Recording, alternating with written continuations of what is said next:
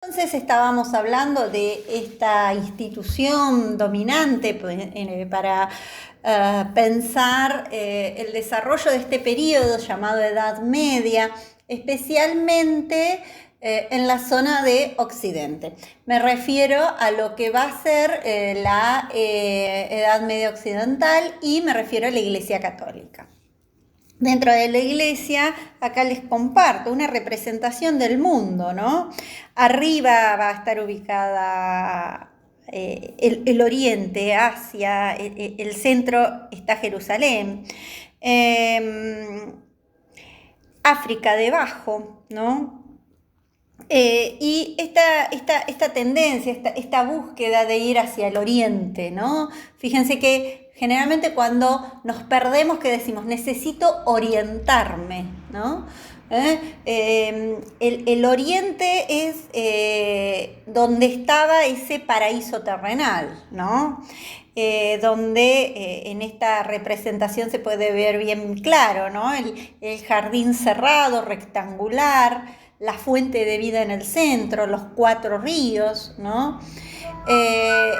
Y en ese sentido es que tenemos que tener en cuenta cómo el modo de comprender el mundo está vinculado y el modo de representar, ¿no? Estas cartografías, las cartografías son políticas, los modos de representar el mundo, el mundo es una representación política. ¿Y qué va a estar en el centro? Bueno, es la búsqueda a ese oriente, a ese paraíso terrenal y en el centro, obviamente, Jerusalén. Aquí veníamos hablando también de la importancia del monacato, de las órdenes monásticas y de los monasterios como unidades culturales. Decíamos, si pensamos en las 3 grandes revoluciones culturales, la escritura, la segunda gran revolución va a ser la imprenta.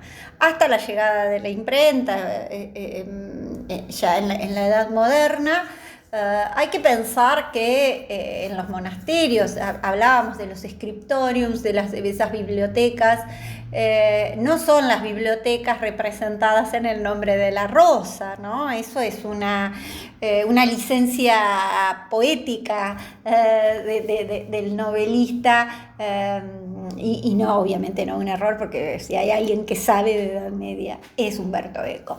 Pero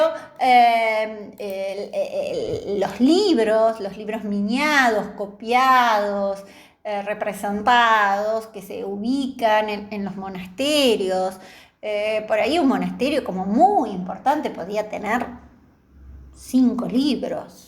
Cambridge llega un momento y se manda la parte porque en Cambridge había 30 libros, ¿no? Es decir, se calcula que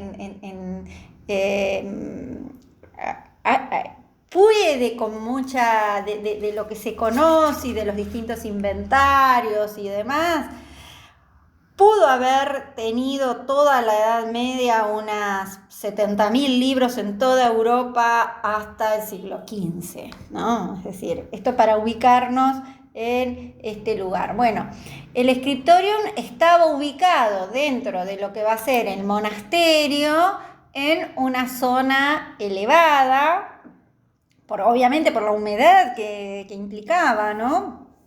Y eran zonas más bien pequeñas, en donde se iban a ubicar los copistas. De esto ya hemos hablado anteriormente.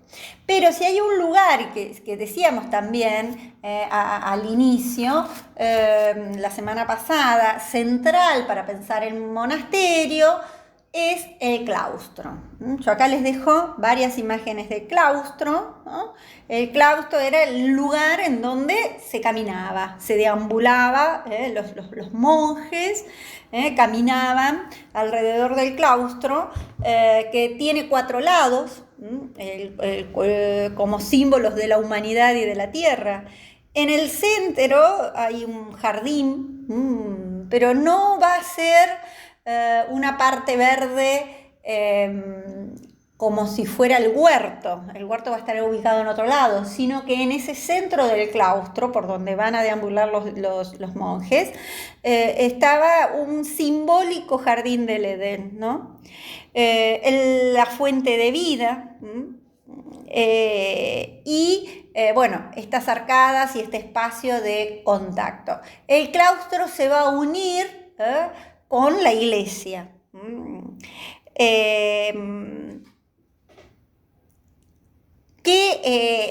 ¿A qué lado de la iglesia se va a ubicar el claustro? Bueno, dependía mucho del clima y si era un lugar muy caluroso se ubicaba de manera tal para que la iglesia diera sombra. Si era un lugar muy frío, muy inhóspito, en los lugares del norte europeo, se ubicaba de manera tal de que la iglesia no le diera sombra, ¿no? El lugar del sitio en donde se va a ubicar un monasterio podía ser o ya sea una tierra donada, y si se elegía dentro de ese terreno, de esa donación de un terreno, se buscaba que fuera buena tierra, que hubiera una buena provisión de agua, que quedara aislado. Generalmente se monta el monasterio y después surge el poblado o un pequeño caserío, ¿no? Pero generalmente buscaban lugares alejados, ¿no? Y otro sector muy importante va a ser la sala capitular.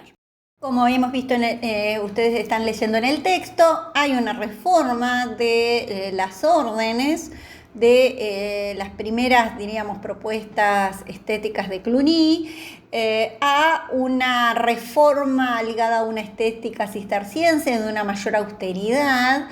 Es una reforma que se consolida, ¿no? Que la consolida Bernardo de Claraval, de Claraval provenía el abad de Fontenay,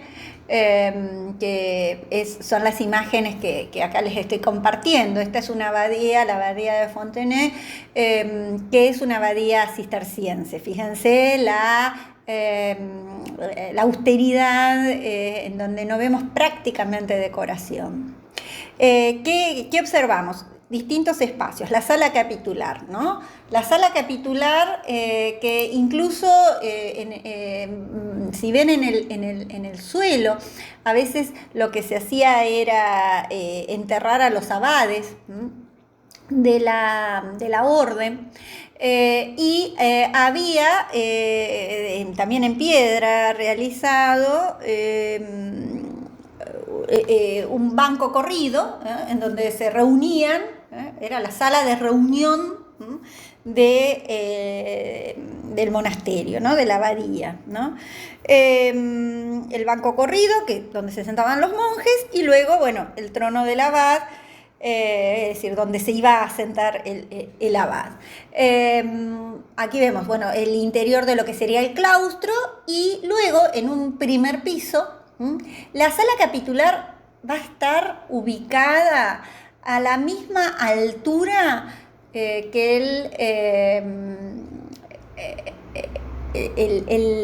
el centro de la iglesia, es decir, que la zona del altar. Porque es la zona más espiritual, diríamos. Arriba va a estar ubicado los dormitorios. Incluso los dormitorios solían tener una puerta que comunicaba, porque estaban ubicados en un primer piso. De esta manera un poco se elevaban de la humedad. Piensen que no había calefacción en esa época. Y que van a tener una puerta que comunica los dormitorios con la... Había distintos, de acuerdo a las órdenes, ¿no? Podían hacer tipo barracas o, si no, celdas individuales. Pero la zona de dormitorios se comunicaba con la iglesia. Hay que pensar que debían rezar 8 veces al día, entonces, bueno, en algún momento...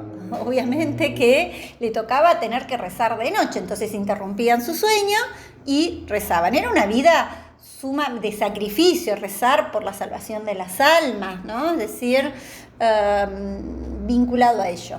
Ahora vamos a ver me interesa también que veamos algunas características de la arquitectura. Fíjense qué tipo de arcos entran a dominar. Arcos de medio punto. Seguimos en esta imagen. Quería un poco entonces sintetizar esta primera etapa del monaquismo, del monasterio, que a partir de la orden de San Benito de Nursia, de cómo organiza la regla de San Benito, que organiza un poco la vida de los monasterios, que se va a difundir y que Carlomagno incluso difunde toda esta vida y todo este monaquismo, y que no solamente organiza la vida, las etapas, los momentos del día, qué se tenía que hacer a cada hora, cómo se lo debía hacer, sino que eso también tiene implicancias a nivel arquitectónico. Decíamos, hay un lugar donde se va a ubicar, y lo especifica la iglesia, el claustro. Del claustro, la mayor cercanía a la iglesia va a estar la sala capitular.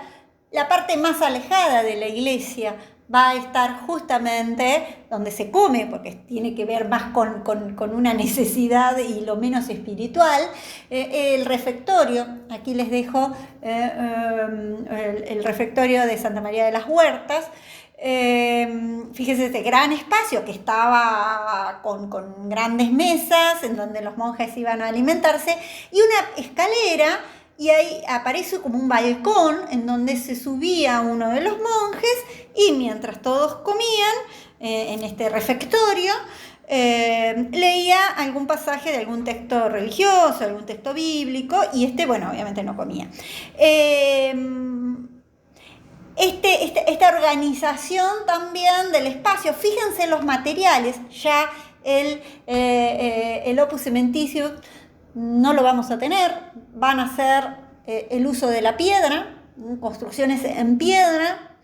Se van a utilizar algunos otros materiales, pero la base del románico es la piedra en especial. Para la madera también, para la techumbre, como veíamos en los dormitorios hace un rato. Y otra cosa que, bueno, ahí tienen la imagen aérea, en donde se ve claramente la zona del claustro y la planta de la iglesia en forma de cruz, de la que ahora vamos a hablar, y ya metiéndonos en lo que va a ser el románico.